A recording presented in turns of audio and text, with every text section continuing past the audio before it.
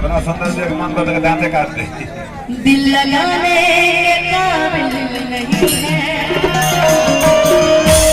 कि बेवफा मेरा मासूम चेहरा भूल जाने के काबिल नहीं है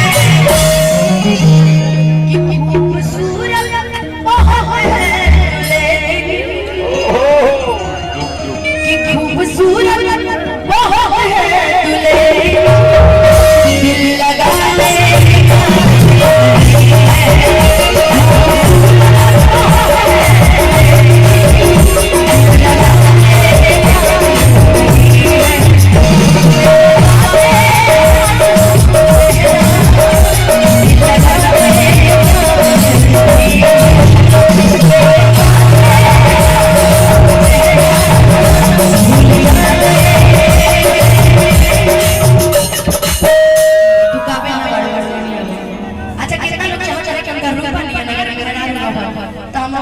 छोड़ के ना जाए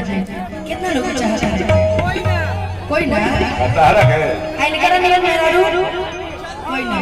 अतना पालन ना और तेरा निकल मेरा रू चली है का सावर में ये करे लगा चल सावर भी लाम लगा इनका निकल मेरा रू दौड़ी दौड़ी देखो पब्लिक से हो रहा है हां कि ये है बबुआ के खुश को के करिए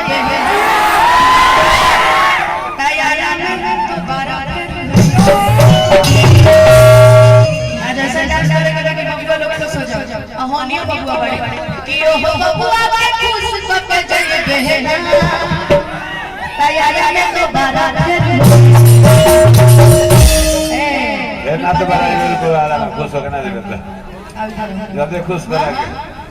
तने फंडी बटन जब खुश करो सा के सब सुना है ए अनुपमा पहले फूफा कहता तार माई के कर देते रहे मामा कहता तार फुआ कर दे तारा फुआ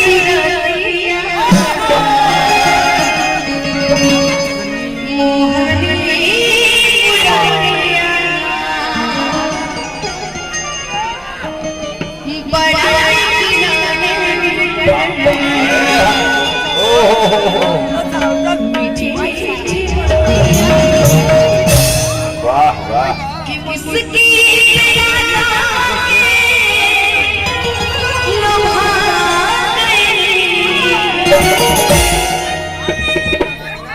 सुंदर हमारा पिया जी हंसे मान के चली के इतना सुंदर आई जितना भी तहार दीवाना बड़े सुंदर तो मेरा एकदम गुदगर है तहार दीवाना बड़े तहार पे इतना लुफिदा बड़े कि तुम मुस्कुराओ ना तो का करे तुम मर जाते हैं तुम मुस्कुराओ ना तो मर जाए मुस्कुराओ थोड़ा तो ही करो कि जैसन सोचले अरे भाई अरे कि भैया से कमजोर है ना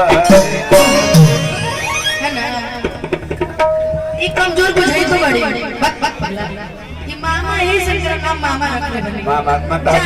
मामी देख को लगता मामा के मतलब का डबल माँ के हम कि थोड़े छारे हर रात थोड़े कि सावर वाह नैना जी वाह यही डांस मामा हमारे खोजला हां तभी उनकर नियत खराब है हां तो अगर सूखे फल खा ले ए मामा डोंट डिस्टर्ब अगर सूखा तू यहां डांस कर तू आगे रह तू होनिया रह तू छोटे मामा के मान मैं ना हमारे लड़का के दोस्त है भाई कि जैसे तो चले हरी वैसे दुनिया सावर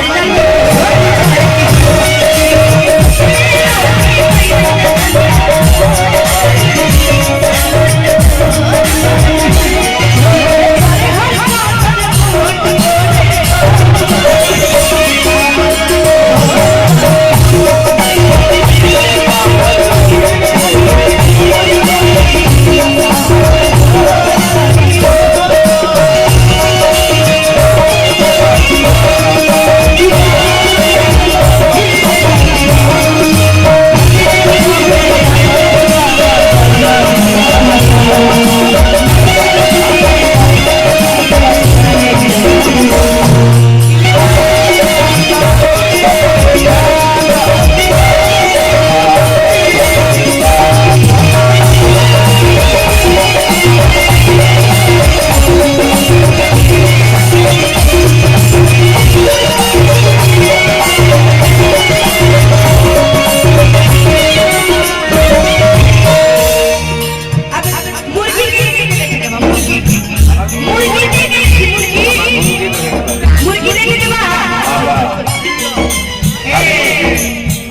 पहले क्या अब ए मामा देखो रे मुर्गी के ढेर मारे हम मुर्गी के देखी देखा मुर्गी के बाद हम देखा तू ना मार पे ना तो मामा मुर्गी मरी मामा मुर्गी मरी आइए दीदी नहीं ना नैनो की तो बात